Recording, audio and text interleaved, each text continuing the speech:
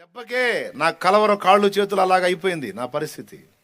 కానీ శవాన్ని కళ్ళ ముందు పెట్టుకుని ఎంత అల్లాడిపోయి ఉంటాడు విలియం కేరీ. తర్వాతి వాడు కూడా పోయాడు, భార్య పోయింది. వచ్చినప్పుడు నిండుగా వచ్చాడు, కానీ ఇక్కడ అన్ని కోల్పోయాడు. ఏంది మన త్యాగం, ఏంది మన సమర్పణ? మన కొద్దిగా ఇబ్బంది అయితే తట్టుకోలేక గందరగోళం అయిపోతాం మనం. వాళ్ళు కలిగి ఉన్న దర్శనాన్ని నెరవేర్చడానికి, దైవ చిత్తం నెరవేర్చడానికి, వాళ్ళకి దేవుడిచ్చిన పిలుపు భారాన్ని తీసుకొని వాళ్ళు చేసిన త్యాగంతో పోల్చుకుంటే మనం ఎంత, మనం చేసింది ఏ పాటిది? తనే భూస్థాపన చేయాల్సిన పరిస్థితి అంటే చూడు, తన చేతులతో తనే ఎంత ఏడ్చుకున్నాడో, ఎంత ఆక్రోశించాడు. నువ్వు చెప్పు, నీ బిడ్డకి అంత జ్వరం వస్తే ఎట్లుంటుంది నీకు? కొద్దిగా వాడు మాట్లాడలేని పరిస్థితుల్లో వాడు పడిపోయి ఉంటే ఎట్లా అనిపిస్తుంది నీకు? చచ్చిపోతావు అవసరమైతే. నువ్వు వాడి కోసం, నువ్వు చస్తే వాడు బతుకుతాడంటే చచ్చిపోతావు కూడా నువ్వు. అంత తీపి ఉంటుంది, కడుపు తీపి అంటారు దాన్ని. మరి ఏం చేద్దాం? ఎవరు మరి ఇండియాకి? నేనన్నా నీవున్న సమాజానికి నువ్వు అనుకోవాల్సిన మాట అదే, నేనన్నా. ఈ గ్రామానికి కనీసం నేనన్నా, ఈ ప్రాంతానికి నేనన్నా, కనీసం ఈ పట్టణానికి నేనన్నా నిలబడాలి దేవుని కోసం.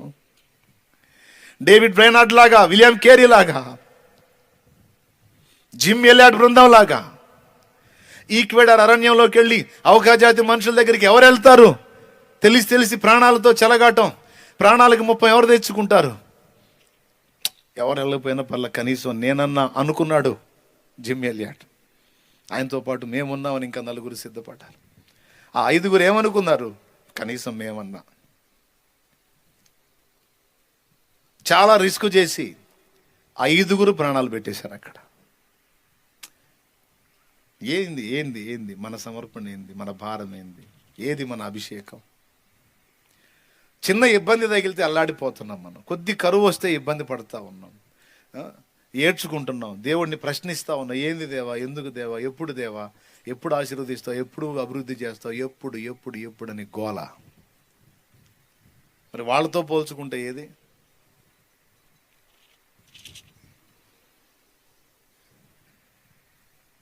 నేనేనా అనుకోవద్దు ఎప్పుడు, కనీసం నేనన్నా. దేవుని కొరకు ఘనకార్యాలకు పూనుకోవాలి. భర్త చనిపోయాడు, భార్య నడుం కట్టింది. భర్త చనిపోయాడు, భార్య నడుం కట్టింది. భర్త పోయాడని ఇంకొకరిని పెళ్లి చేసుకొని పోలా, ఇంకొకరిని పెళ్లి చేసుకొని తన సుఖం కోసం తను ప్రాకులాడలా. ఏ సువార్త నిమిత్తం, ఏ ఆత్మల రక్షణ కోసం వాళ్ళు వెళ్ళి అశువులు బాశారో మేము కూడా అక్కడే చేస్తాం. తోడబుట్టిన వాళ్ళు కొంతమందికి భార్యలు నడుం కట్టారు. ఆ 5 ప్రతిగా మరో 5 నడుం కట్టారు. ఈసారి వాళ్ళు వెళ్ళేటప్పుడు వాళ్ళకి దేవుడు ఔకాజాతి అమ్మాయి దొరికేటట్టు చేశాడు.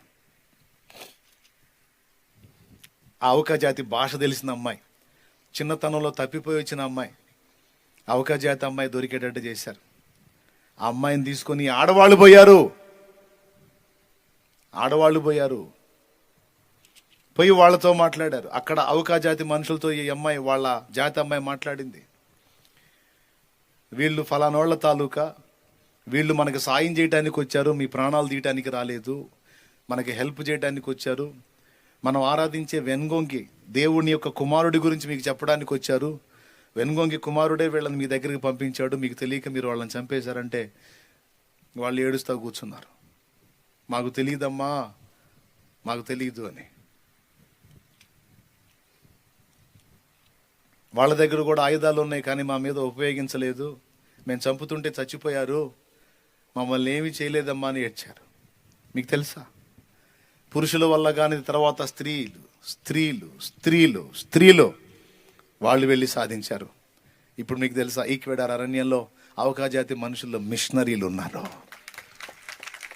మిషనరీలు లేచారు, సేవకులు లేచారు, నాగరికత నేర్చుకున్నారు, బట్టలు కట్టుకోవటం నేర్పారు, సాధించారు.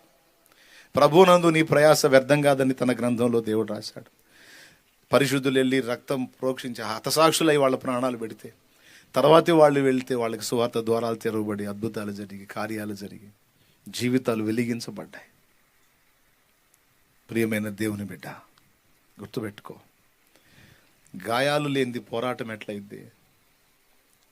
శ్రమ లేనిది పోరాటం ఎట్లయిద్ది? యుద్ధ భూమిలో మనం ఉన్నప్పుడు